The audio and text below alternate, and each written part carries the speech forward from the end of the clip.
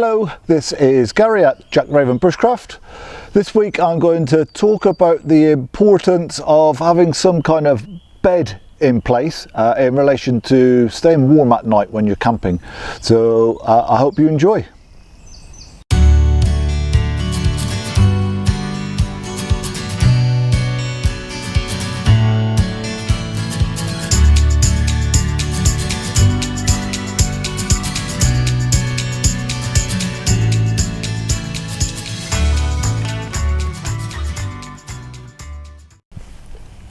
So when we're out in the woods on an overnighter doing our bushcraft, I guess the number of options in terms of how you're going to spend the night are likely to be a debris shelter, so the kind of thing I'm sat under now.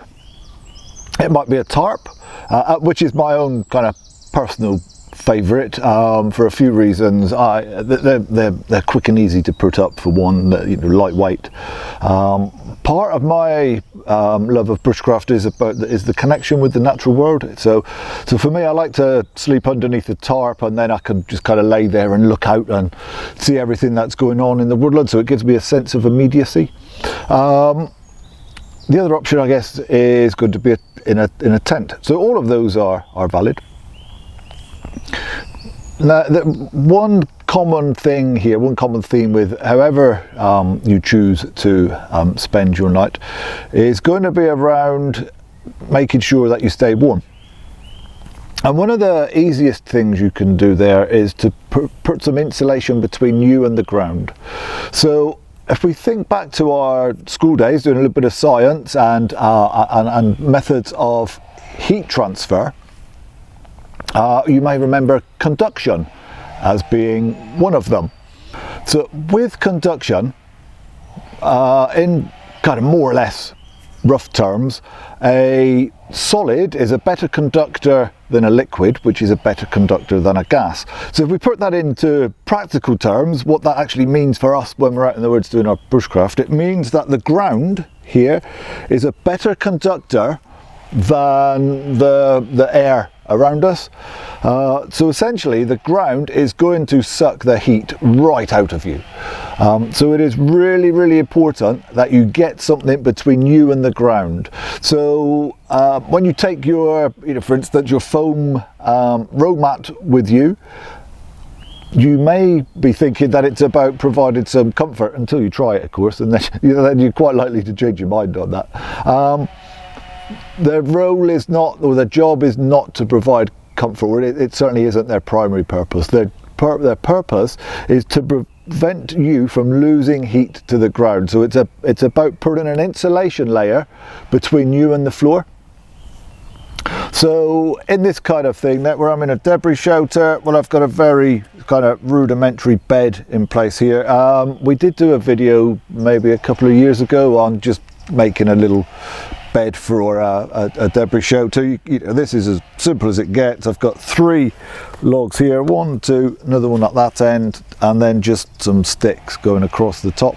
So often when we're doing our bushcraft courses and especially our survival courses, when we're demonstrating this kind of, you see people's faces, they look at this with a degree of kind of horror upon their face. So this, as I said earlier, it's not really about making you comfortable, it's about making sure that you don't lose heat to the ground. I mean, of course you could pile a load of leaves on top of this, or branches from conifers, or maybe bracken, that kind of thing, to make it more comfortable, but the main purpose, as I say, it's about keeping you off the ground. So whether you're in a tarp or a tent, under a tarp you could potentially go for this bed. In a tent, I'm guessing that you're probably not going to want to do that. You're likely to put a hole through your ground sheet. So tarp or tent, you're probably going to go with some kind of a roll mat. Sometimes in the winter months when we're running a course and people are a little bit concerned about being cold overnight, we'll lend out a blanket, so we keep a few blankets around about the place. And generally what I'm suggesting to people is that they put the blanket underneath them.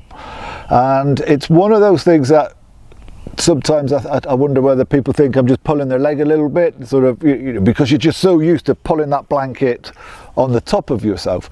But there's a saying in kind of hiking and that kind of world, that a blanket underneath is worth two on top.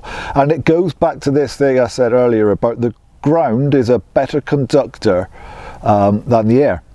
So if, for instance, I only had one blanket, and I know it's a very unlikely scenario, if I had a blanket and it was kind of more or less the same width as my body and the same length as my body, I would be better off putting that blanket onto the ground and laying on top of it than I would be laying on the ground and pulling the blanket on top of me.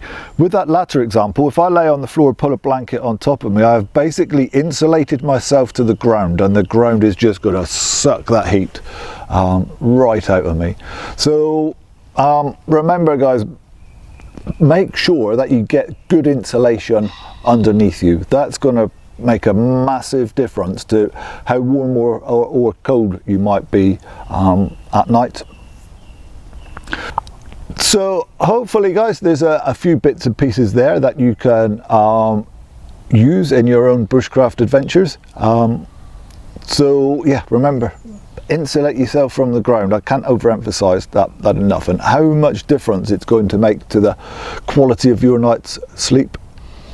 So I will endeavour to get some content out again next week. In the meantime, take care, stay safe.